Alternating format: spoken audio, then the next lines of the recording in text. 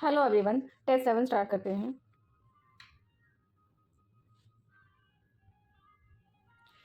Question number 1, Namami Gange कार्यक्रम से संबंधित कथनों पर विचार करें। नमामि गंगे कार्यक्रम 42,500 करोड़ के कुल लागत के साथ मार्च 2028 तक बढ़ाया गया है। फर्स्ट स्टेटमेंट है, गंगा नदी उसकी सहायक नदी के संरक्षण के लिए 2014 में शुरू किया गया था। थर्ड स्टेटमेंट है, फोकस क्षेत्र क्या है? सीवेज उपचार, जैव विविधता, नदी की सतह की सफाई, वन आरोपण, जन जागरूकता। और ये ऑप्शंस दिए हुए हैं। तो नमामि गंगे कार्यक्रम क्या था? नमामि गंगे कार्यक्रम 2014 में स्टार्ट हुआ था हमारा, ठीक है। और 2014 से 2021 तक हमारा पहला चरण था। ये पहला चरण था हमारा। दूसरा चरण हमारा स्टार्ट हुआ है अभी रिसेंटली 2021 से 2021 से 2026 तक, 2026 21 से 26 तक। तो हमारा फर्स्ट फेज में क्या था? फर्स्ट फेज में हम 20 के फर्स्ट फेज में 20 के लागत बजट जो यहाँ पे परिव्यय बताया हुआ है 20,000 और सेकंड में 22,500 की लागत के साथ ये हमने 2 चरण स्टार्ट किए थे नमामि गंगे का। अभी इसका दूसरा फेज चल रहा है। तो टोटल क्या हो गया? 20 और 22, टोटल 42,500 करोड़ की लागत के साथ शुरू किया गया था। बिल्कुल ठीक है। और इसमें क्या है, इतना याद करना पॉसिबल नहीं है। तो ये जो बताया हुआ है कि 2028 तक बढ़ाया गया था, तो नहीं, सेकंड चरण 2021 से 2026 तक बढ़ाया गया था। इसलिए फर्स्ट स्टेटमेंट तो रॉन्ग हो जाता है नमामि गंगे के लिए। और हाँ, किस लिए शुरू किया गया था? इसका सीवेज उपचार, जैव विविधता, नदी की सतह की सफाई, वनारोपण, इसीलिए ही इसका मिशन की शुरुआत की गई थी। तो ये थर्ड स्टेटमेंट बिल्कुल ठीक है। सेकंड स्टेटमेंट क्या है? जैसे कि नाम से पता चल रहा है नमामि गंगे, तो गंगा और उसकी सहायक नदी के संरक्षण के लिए 2014 में ये शुरू किया गया था। जैसे कि मैंने बताया कि पहला चरण कब था नमामि गंगे का? 2014 से 2021। ठीक है, चलिए नेक्स्ट क्वेश्चन। नेक्स्ट क्वेश्चन है, स्वच्छ भारत मिशन से संबंधित कथनों पर कौन सा सही नहीं है? इसमें नहीं पूछा हुआ है स्वच्छ भारत मिशन से संबंधित। ऑप्शन ए क्या है? ग्रामीण क्षेत्रों में खुले में शौच को समाप्त करने के लिए 2 अक्टूबर 2015 को शुरू किया गया था। ये पूरी लाइन ठीक है। और 2015 की जगह ये 2014 में ही शुरू किया गया था, ठीक है। और ये जल शक्ति मंत्रालय के तहत है, मतलब इन्हीं के मंत्रालय के तहत इसका मूल्यांकन किया जाता है। बिल्कुल ठीक है। और हमने गांधी जयंती पर ये स्टार्ट किया था, तो 2 अक्टूबर 2019 को हम 100% स्वच्छता हासिल कर चुके हैं। ये स्टेटमेंट भी बिल्कुल ठीक है। स्वच्छ भारत मिशन ग्रामीण सेकंड का जो चरण है, उसका उद्देश्य क्या है? 25 से 26 तक गांवों को ODF प्लस, हम स्वच्छता कवरेज हासिल कर लिया है। अब हम ODF प्लस की तरफ चल रहे हैं कि टॉयलेट तो बना दिया है, लेकिन अब टॉयलेट को सही कंडीशन में रखना, साफ सफाई करना, वो ODF प्लस की तरफ हम बढ़ रहे हैं। तो ये स्टेटमेंट भी बिल्कुल ठीक है। चारों स्टेटमेंट ठीक है। बस यहाँ पे 2015 दे रखा है, तो इसमें 2014 आना चाहिए था, ठीक है। बाकी चारों स्टेटमेंट ठीक है अगर इसको 2014 कर दिया जाए। तो इसमें सही नहीं है, मतलब ऑप्शन ए सही नहीं है। ग्रेट निकोबार द्वीप परियोजना से संबंधित कथनों पर विचार कीजिए। ग्रेट निकोबार द्वीप परियोजना क्या है? द्वीप परियोजना ये, इसका लक्ष्य अंतर्राष्ट्रीय कंटेनर ट्रांसशिपमेंट, ग्रीनफील्ड हवाई अड्डा, ट्रांसशिपमेंट और बिजली संयंत्र का निर्माण करना है। तो यहाँ पे पता चल रहा है कि जनरल स्टेटमेंट है कि अगर हम किसी इनिशिएटिव का स्टार्ट करते तो किस लिए करेंगे, ठीक है, कि उसका बिजली संयंत्र, ट्रांसशिपमेंट, इन सब के लिए फायदा हो। तो ये बिल्कुल ठीक है स्टेटमेंट। सेकंड क्या है? ये पाक स्ट्रेट। तो पाक स्ट्रेट का है हमारा, पाक स्ट्रेट हमारा, जैसे कि ये इंडिया है और ये नीचे श्रीलंका है, जो कि हम उसको लटका देते हैं भारत के साथ, लेकिन एक्चुअली भारत के साथ लटका हुआ नहीं है, हम उसे लटका देते हैं। तो ये लटका देते हैं, इसी को हम पाक स्ट्रेट बोलते हैं। ये जो कनेक्टिविटी है भारत और श्रीलंका के बीच, तो यहाँ पे हमारा पाक स्ट्रेट है। तो ये पूछ रहा है कि क्या ये पाक स्ट्रेट के मध्य या निकट है, जो कि प्रमुख शिपिंग मार्ग है। तो पाक स्ट्रेट के निकट ग्रेट निकोबार नहीं है। मतलब इसके अगर इसको बोला भी जाए निकट, अब कितना निकट ये पूछा हुआ है, कोई किलोमीटर में तो दिया हुआ नहीं है। तो ग्रेट निकोबार हमारा इससे दूर थोड़ा सा यहाँ पे है ये, लेकिन पाक स्ट्रेट के पास एग्जैक्ट तो इधर नहीं है, लेकिन इससे दूर है। और इसमें क्या है, हिंद महासागर और पनामा नहर के साथ वैश्विक व्यापार को जोड़ने के लिए डिजाइन किया गया। अभी तक तो ऐसा है नहीं कि केवल पनामा के साथ ही हम स्पेसिफिक इसको शुरुआत कर रहे हैं। तो अभी ऐसा कुछ नहीं है कि केवल पनामा के साथ ऐसा कुछ कर रहे हैं, ऐसा कुछ नाम स्पेसिफिक नहीं है। स्टेटमेंट 3 सही नहीं है और स्टेटमेंट 1 बिल्कुल सही है। स्टेटमेंट 1, इसमें 2 ऑप्शन को सही माना गया, तो 3 तो हम पहले एलिमिनेट करते हैं, जो सबसे ज़्यादा रॉन्ग है, ठीक है। ये बिल्कुल रॉन्ग है, हम स्पेशल 3 इन दोनों में आ रहा है। तो और हमारा इसमें से सही कौन सा है? 100% सही है। तो 1 और 2 दोनों दे रखा, 1 और 2, तो हम ये ए या सी किसी के साथ भी जाएंगे, इसमें ऑप्शन दोनों में यही दे रखा है 1 और 2, ठीक है। Next question. अच्छा सॉरी, इसमें असत्य पूछा हुआ है क्वेश्चन में, ये ध्यान नहीं दिया मैंने, असत्य पूछा हुआ है इस क्वेश्चन में, असत्य बताएं। तो इनमें से सही कौन सा है? ये अगर ये क्वेश्चन नहीं भी आता तो बहुत इजीली इसे सॉल्व किया जा सकता है कि 1 तो सही है, तो असत्य पूछा हुआ है तो 1 कहाँ कहाँ आ रहा है, उसको हटा दो आप। 1 मिनट। हाँ जी, इस क्वेश्चन में असत्य पूछा हुआ है। हाँ जी, इस क्वेश्चन में असत्य पूछा हुआ है, तो असत्य में हमारा इसमें से सत्य कौन सा है, कौन सा सही है? ऑप्शन 1 सही है, तो ऑप्शन 1 को एलिमिनेट कर देते हैं हम। ऑप्शन 1 इसमें से गया और डी में से गया, तो हमारा आंसर बी आ गया। ये मैंने असत्य ध्यान नहीं दिया, एग्जाम में प्लीज़ इसको ध्यान जरूर दीजिएगा। क्वेश्चन नंबर 4 पे आते हैं। भारत का पहला बायो मैन्युफैक्चरिंग इंस्टीट्यूट कहाँ पे स्थापित किया गया है? बायो मैन्युफैक्चरिंग इंस्टीट्यूट कहाँ पे स्थापित किया गया है? ये मोहाली में। क्वेश्चन नंबर 5, एमएसएमई के वर्गीकरण के बारे में पूछ रहा है। तो एमएसएमई का वर्गीकरण पहले मैं बता देती हूँ कि इसको याद कैसे करेंगे, उसके बाद हम इस ऑप्शन में से देखेंगे कि कौन सा गलत है। इसे याद करने का सबसे इजी तरीका यह है कि आप टेबल बना लें। ठीक है, एमएसएमई में क्या होता है? सबसे पहले माइक्रो,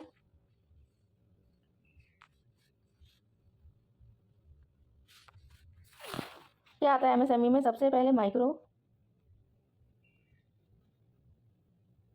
स्मॉल और फिर मीडियम। मैंने याद ऐसे किया हुआ है, तो सबसे पहले यहाँ पे क्या है? इन्वेस्टमेंट, निवेश लिख दिया। ठीक है, निवेश, और इधर क्या है? कितना आ रहा है हमारा टोटल टर्नओवर। इसे याद ऐसे कर रखा है मैंने कि इसको क्या है, 2.5 से स्टार्ट हो रहा है हमारा ये टेबल। 2.5, 25, ये 2 पॉइंट है यहाँ पे। 2.5, 25 और ये कितना है? 125। ऐसे याद करना इजी रहेगा। 25, 25, 25, ऐसे 25, 25, 25 तीनों में आ रहा है ना। ठीक है, बस यहाँ पे पॉइंट लगा देना फर्स्ट में, यहाँ पे बाकी 25 और फिर यहाँ पे 125, ऐसे याद रहेगा। और ये क्या है? ये 10 से स्टार्ट होता है, 10, उसके बाद 100 और उसके बाद 500। ऐसे याद रहेगा आपको। टर्नओवर एक साथ 10, 100, 500, 2.5, 125, सॉरी 2.5, 25, 125। ये हो गया माइक्रो और स्मॉल और मीडियम। तो देखते हैं क्वेश्चन में क्या क्या दिया हुआ है।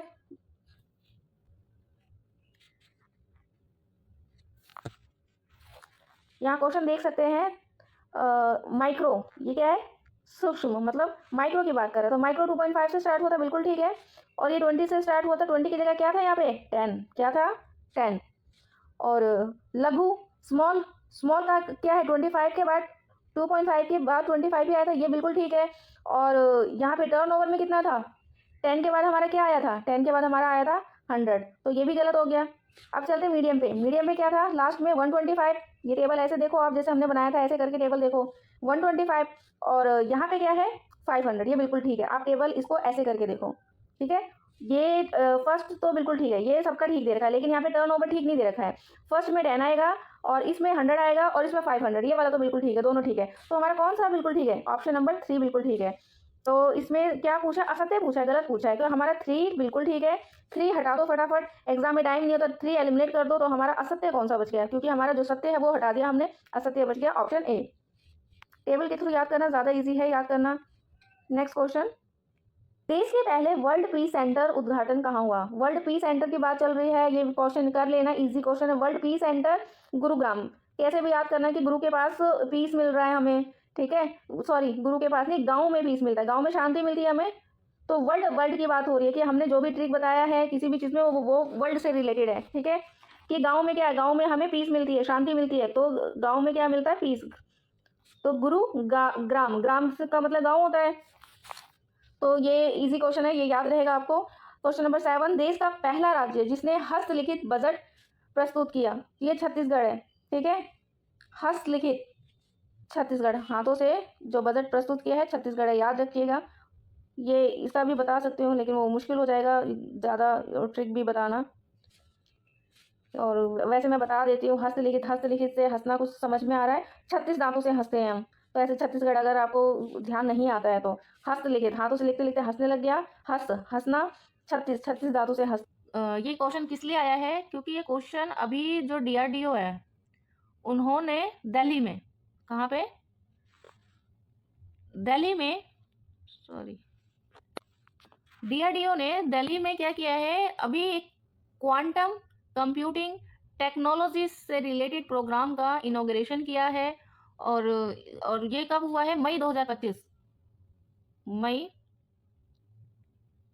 2025, इसलिए ये क्वेश्चन आया हुआ है। तो इसमें क्या कौन सा कथन सही है ये पूछा हुआ है आपसे। तो यही है, ज़्यादा ऑप्शन दिए हुए नहीं है, 2 ही ऑप्शन दिए हुए हैं, इन्हीं में से आपको बताना है। तो डीआरडीओ ने भारत में स्वदेशी क्वांटम क्षमताओं को बढ़ाने के लिए क्वांटम प्रौद्योगिकी अनुसंधान केंद्र का उद्घाटन किया है। 2023 में इसकी स्वीकृति मिल गई थी और 6000 करोड़ की बजट से 6000 करोड़ की बजट से इस मिशन को 23 से 31, ये ठीक है, 23 से 31 तक इस मिशन को करने का ऐलान किया गया था। ठीक है, तो ये ऑप्शन 2 भी ठीक है, लेकिन ये 2023 में स्वीकृति मिल गई थी। तो फिलहाल सत्य पूछा हुआ है, तो सिर्फ ए सत्य है इसमें से। आगे चलते हैं। क्वेश्चन 9, किस देश की महिलाओं ने लेट्स स्टडी नामक अभियान शुरू किया है? तो ये कहाँ की? ये अफगानिस्तान की महिलाओं ने, जिसको बिल्कुल बंदिश है, उन्होंने शुरू किया है। भारत की जीडीपी में ग्रोथ रेट से संबंधित कथनों पर विचार करें। अब जीडीपी के बारे में पूछ रहा है, तो इसमें क्या है, रियल जीडीपी के आधार पर रियल जीडीपी के आधार पर 4th नंबर पे आ गए हैं हम, बिल्कुल ठीक बात है। रियल जीडीपी के आधार पर हम 4th नंबर पे है। और परचेजिंग पावर पैरिटी 3 पी आते हैं ना, तो इसके आधार पर हम 3rd इकोनॉमी बन गए हैं दुनिया के। और आईएमएफ के अनुमान के अनुसार 2028 तक दुनिया की तीसरी सबसे बड़ी अर्थव्यवस्था बन जाएगा भारत। तो क्या ऐसा आईएमएफ ने बोला है कि 2028 तक भारत तीसरी सबसे बड़ी अर्थव्यवस्था बन जाएगा? यस, बोला है ऐसा। तो इसका आंसर दोनों कथन ठीक है, ऑप्शन सी आएगा इसका आंसर। जबकि इस टेस्ट में ऑप्शन ए दिया हुआ है, मैं ऑप्शन सी के साथ जाऊंगी कि आईएमएफ ने ऐसा अनुमान लगाया है कि 2028 तक भारत तीसरी सबसे बड़ी अर्थव्यवस्था बन जाएगा। कई सोर्सों से ये पता चल रहा है कि ये 2027 है। ठीक है, 2027-28, लेकिन इतना क्लोज स्टेट में नहीं आने वाला। 2027-28 बात एक ही है, तो मैं ये स्टेटमेंट को सही मानूंगी, मैं सी के साथ जाऊंगी। ठीक है, नेक्स्ट क्वेश्चन करते हैं। इजी क्वेश्चन है, क्वेश्चन नंबर 12। किस देश की पहली महिला राष्ट्रपति नेटुम्बो नंदी नदेतवा बनी है? किस देश की है ये? तो एन से ही याद किया हुआ है मैंने, और इनका देश भी एन ही है, तो ये नामीबिया। ठीक है, बहुत इजी क्वेश्चन है और सबको ये याद, इस तरह के क्वेश्चन याद हो जाते हैं। केंद्र सरकार ने चंद्रयान 5 मिशन को मंजूरी दे दी है और इस मिशन के बारे में बताना है। तो चंद्रयान 5 मिशन को ल्यूपेक्स भी बोलते हैं। ठीक है, ल्यूपेक्स बोलते हैं। और ये इसरो और जाक्सा, जापान, इसरो और जाक्सा जो कि जापान की है, उसका संयुक्त इनिशिएटिव है। ठीक है, इसरो और जाक्सा एक साथ मिलकर कर रहे हैं इस मिशन को। और अगर चंद्रमा की बात है तो चंद्रमा पे ही पानी या फिर कुछ भी करेंगे, तो ऑप्शन भी ऐसे ही दिया हुआ है। तो इस ऑप्शन को, ये फर्स्ट ऑप्शन बहुत फैक्ट है कि मान लिया ये हमें पता नहीं है, मिशन को 250 केजी का रोवर ले जाने की तैयारी है, ये हमें पता नहीं है। आगे चलते हैं, क्या बोला हुआ है कि भारत और जापान का संयुक्त रूप से चंद्रयान 5 ल्यूपेक्स मिशन की योजना बनाई गई है, ये बिल्कुल ठीक है। और इसका उद्देश्य क्या है? चंद्रमा की सतह पर अध्ययन करना, पानी ढूंढना, ये सब, ये भी सही है। तो 2 और 3 सत्य है इसमें, तो 2 और 3 कहाँ पे आ रहे हैं? 2 एंड 3, ये हमारा ऑप्शन सी है जिसमें 2 एंड 3 दोनों आ रहा है, तो ये तीनों कथन सत्य है। तो हमारे ये 1 फैक्ट था कि 250 केजी का रोवर लेके जा रहा है, लेकिन हम इस 2 ऑप्शन से भी आंसर तक पहुंच जाते हैं। Next question number 14।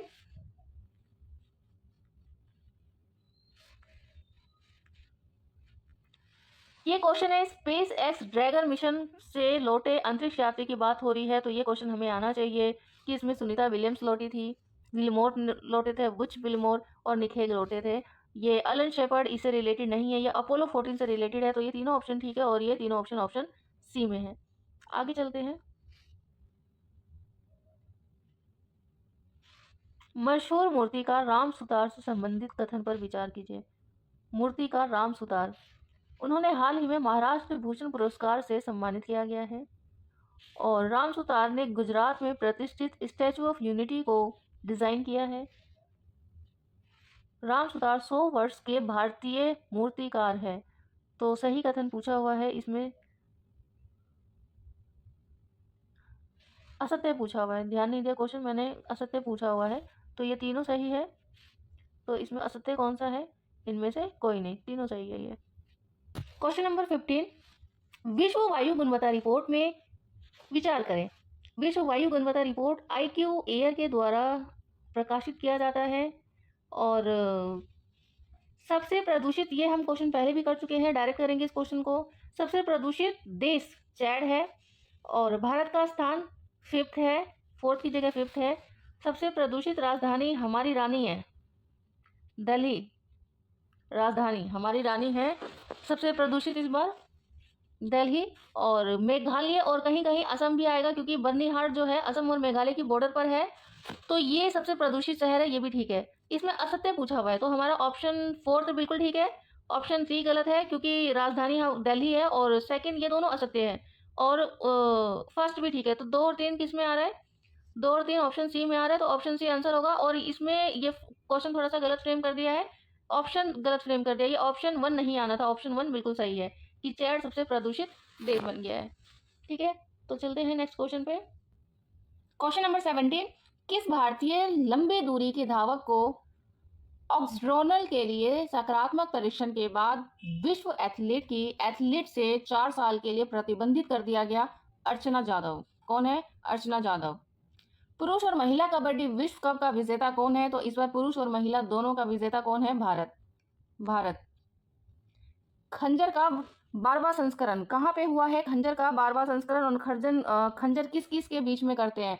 तो खंजर से कंजर करके मैंने खंजर को, खंजर मतलब ख की जगह क पढ़ रखा है, तो मुझे इजी होता है क से खंजर। किर्गिस्तान, खंजर किर्गिस्तान के बीच में, भारत और किर्गिस्तान के बीच में होता है।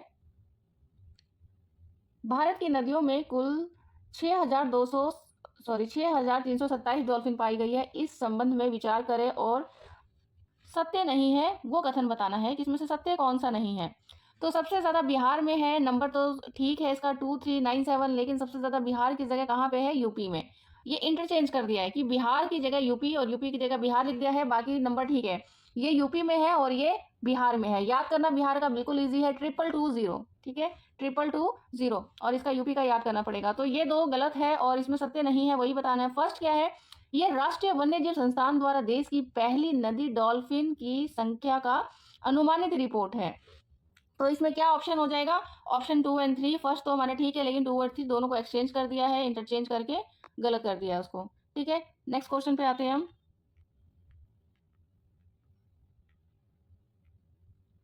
केंद्रीय मंत्री डॉक्टर जितेंद्र सिंह ने राष्ट्रीय ध्रुवीय महासागर अनुसंधान केंद्र सागर भवन ध्रुव भवन का उद्घाटन कहाँ पे किया है? तो ये गोवा में किया है। जितेंद्र सिंह ने राष्ट्रीय ध्रुवीय महासागर अनुसंधान, जिसका नाम सागर भवन ध्रुव भवन है, उसका उद्घाटन गोवा में किया है। फुटबॉल खिलाड़ी है जिन्हें नाइटहुड की उपाधि प्रदान की गई है, तो वो कौन है? वो है डेविड वेकहोम। हाल ही में अमेरिकी राष्ट्रपति द्वारा हस्ताक्षरित टेक इट डाउन एक्ट किससे संबंधित है? इसका आंसर है option A, AI generated deepfake सामग्री है कि कोई आपत्तिजनक सामग्री, कुछ ऐसा अगर इंटरनेट पे डालता है तो उसे हटाना पड़ेगा। ठीक है, तो ये यूएसए का था, एआई जनरेटेड सामग्री को इंटरनेट से हटाना। प्रथम सागरमाथा संवाद कहाँ आयोजित किया गया है? तो प्रथम सागरमाथा एक रेंज भी है, कहाँ पर है ये? सागरमाथा या गोसाईनाथ भी जो है, तो ये कहाँ पर है? नेपाल में।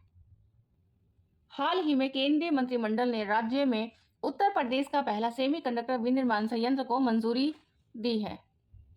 अच्छा, उत्तर भारत का पहला, तो ये उत्तर प्रदेश है।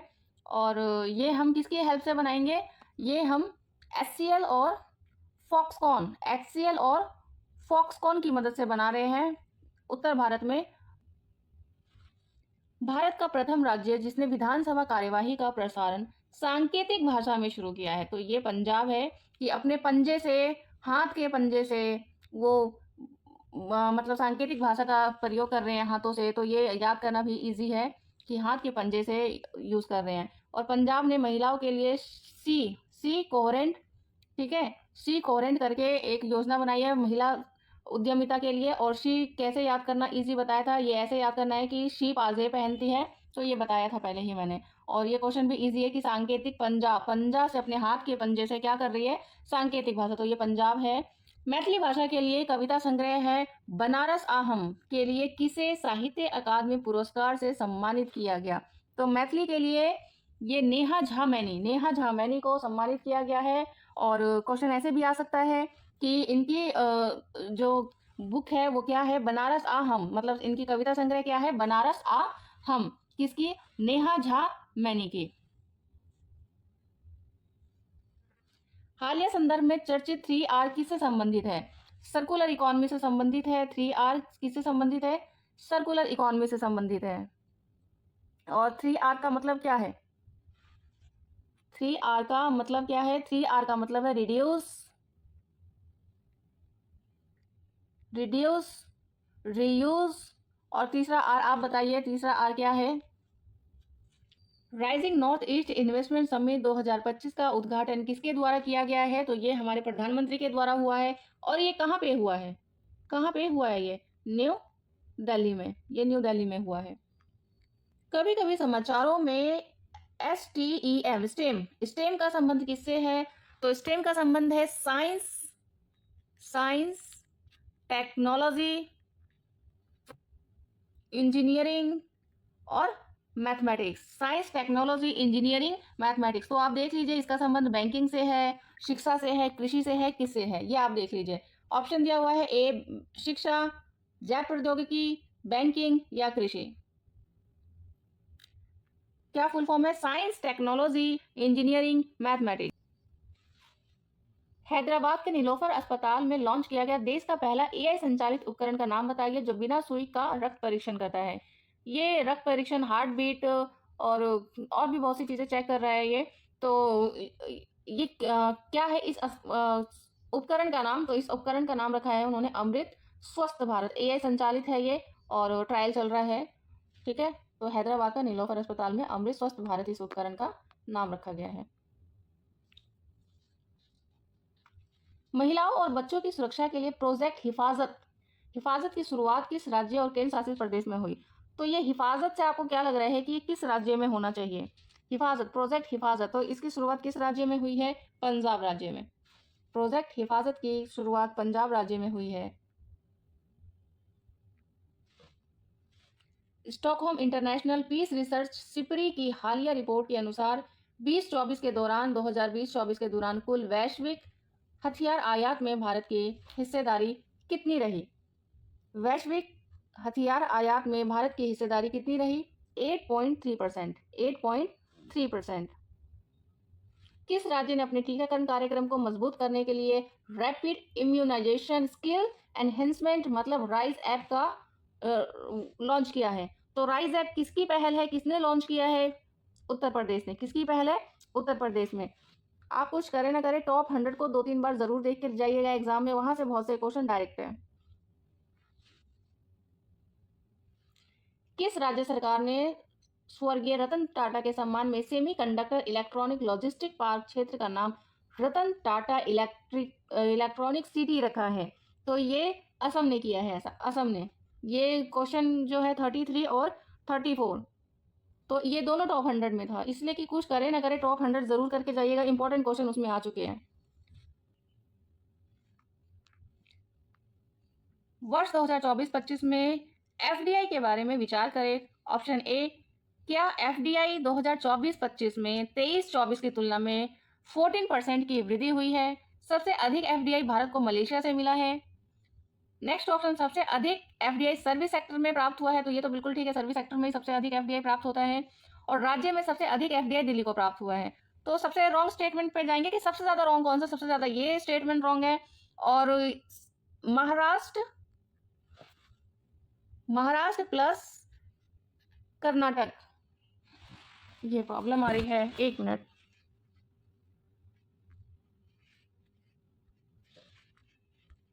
तो हमारा ये ऑप्शन सबसे ज्यादा रॉन्ग है, दिल्ली, क्योंकि हमारा FDI महाराष्ट्र प्लस कर्नाटक को मिलाकर ही 51% बन गए हैं, सिर्फ 2 स्टेट से ही। तो दिल्ली तो दूर दूर तक नहीं है, तो हम सबसे पहले रॉन्ग स्टेटमेंट पे ही जाएंगे और इसमें गलत ही पूछा है, तो हम कम जानकारी के साथ आंसर तक पहुंच सकते हैं। आंसर सी ऑप्शन है, लेकिन आगे देख लेते हैं कि इसमें क्या है और क्या क्या दिया हुआ है। मलेशिया से हमें सबसे ज्यादा FDI प्राप्त हुआ है, मलेशिया नहीं है ये, सिंगापुर है, ठीक है, मलेशिया नहीं है, सिंगापुर से सबसे अधिक FDI प्राप्त हुआ है हमें। और 2 और 4 रॉन्ग है, बाकी ये फैक्ट है, बाकी याद करना है आपको। सबसे अधिक FDI हमें सर्विस सेक्टर में मिलता है, ऑप्शन 3 ठीक है। तो ये आंसर है हमारा 35 का ऑप्शन 35 का ऑप्शन सी। हाल ही में किस खाड़ी देश ने टॉर्टोइस पहल की शुरुआत की है? तो ये सऊदी अरब है। यहाँ पे खाड़ी देश का नाम दे दिया। वैसे ये बांग्लादेश ने भी टॉर्टोइस पहल की शुरुआत की थी टॉर्टोइस के संरक्षण के लिए। 37 भारत के जैव विविधता के विकास के अंतर्गत किस वर्ष तक भारत जैव अर्थव्यवस्था 300 मिलियन अमेरिकी डॉलर तक पहुंचने का लक्ष्य रखा है? तो ये कब तक रखा हुआ है लक्ष्य? 2030 तक। 2030 तक फैक्ट है ये। फैक्ट के साथ कुछ नहीं कर सकते, आपको लर्न ही करना पड़ेगा।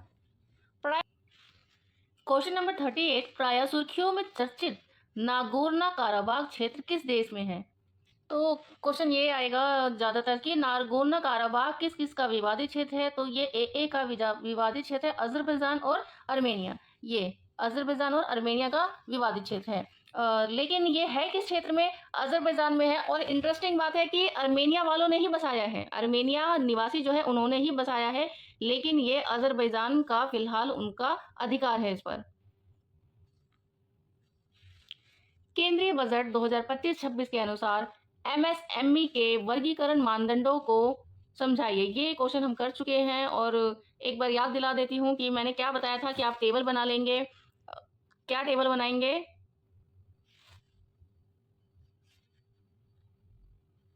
माइक्रो, स्मॉल और मीडियम। और कैसे याद करेंगे? आप यहाँ पे निवेश एन लिख रही हूँ मैं सीधे, और यहाँ पे टी लिख रही हूँ टर्नओवर। ठीक है, कैसे याद करेंगे? इसको 2.5 करना, टेबल याद करना है सीधे। निवेश 2.5, 125,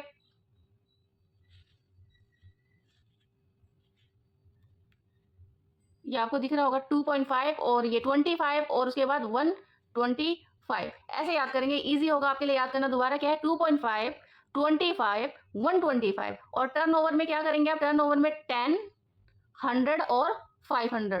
ठीक है, ऐसे टेबल बना के याद करेंगे तो ज्यादा इजी होगा और एग्जाम में फटाफट टेबल बनाएंगे, फिर इसको चेक कर लेंगे। दोबारा क्या है? माइक्रो, स्मॉल, मीडियम, ये 3 लिखा मैंने। उसके बाद यहाँ पे क्या है? नेट इनकम, और यहाँ पे क्या है? टर्नओवर कि सॉरी नेट इनकम नहीं, निवेश, निवेश और टर्नओवर।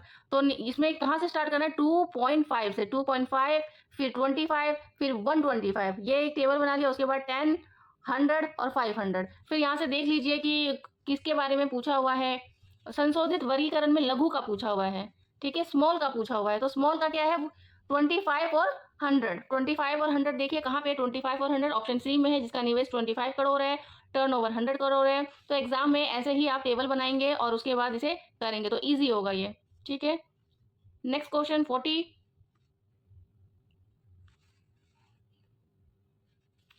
हाल ही में संसद द्वारा पारित बैंकिंग कानून अधिनियम 2024 के तहत बैंक खाता धारकों को अधिकतम कितने नॉमिनी रखने की अनुमति दी गई है? तो पहले 1 नॉमिनी रख सकते थे, अब 4 नॉमिनी कर दी गई है। 4 नॉमिनी कर दी गई है।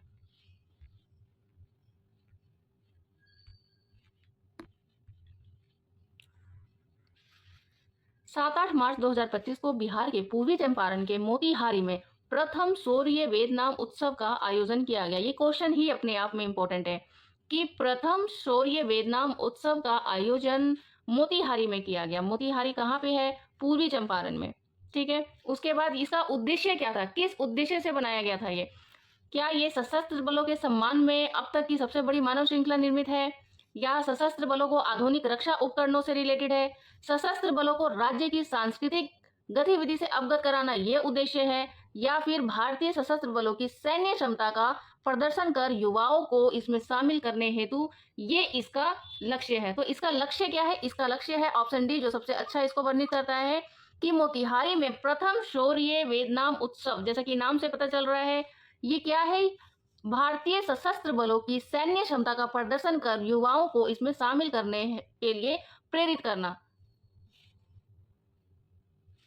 Question number 42।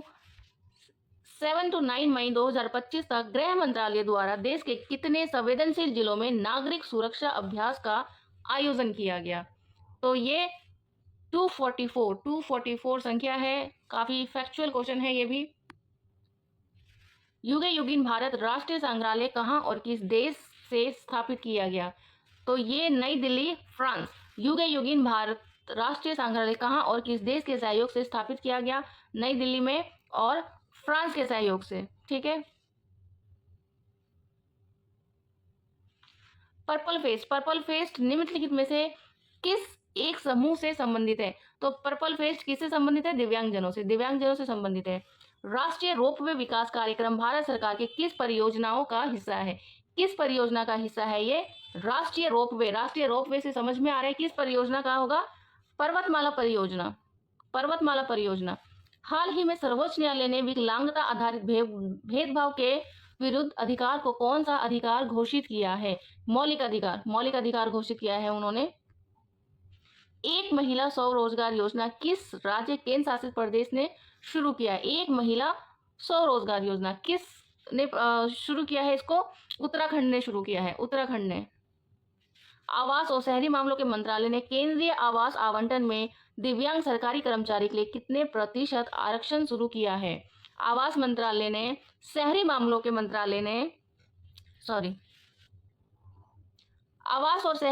मंत्रालय ने केंद्रीय आवास आवंटन दिव्यांगजन सरकारी कर्मचारियों के लिए कितने प्रतिशत आरक्षण शुरू किया है? तो ये है 4% आरक्षण, 4% आरक्षण शुरू किया है। किस राज्य सरकार द्वारा राज्य के पहले वैज्ञानिक कोयला खनन ब्लॉक सरिंगखम ए का उद्घाटन किया गया? तो नाम से हमें पता चल रहा है कि नाम से हमें पता चल रहा है कि ये इन 2 स्टेट में है। ठीक है। सरिंगखम उद्घाटन इन 2 स्टेट में है। अब इन दोनों में से कहाँ पे है? ये इन दोनों में से मेघालय है। एग्जाम में कंफ्यूज होते हो तो कम से कम 2 ऑप्शन तक आप पहुंच सकते हो। वरिष्ठ नागरिक आयोग स्थापित करने वाला भारत का पहला राज्य कौन बन गया है? तो भारत का पहला राज्य केरल बन गया है और वृद्ध जनों में इन्हें सम्मान भी दिया गया है केरल को। तो ये क्वेश्चन भी टॉप 100 में है। ठीक है। तो ये टेस्ट नंबर 7 खत्म होता है हमारा।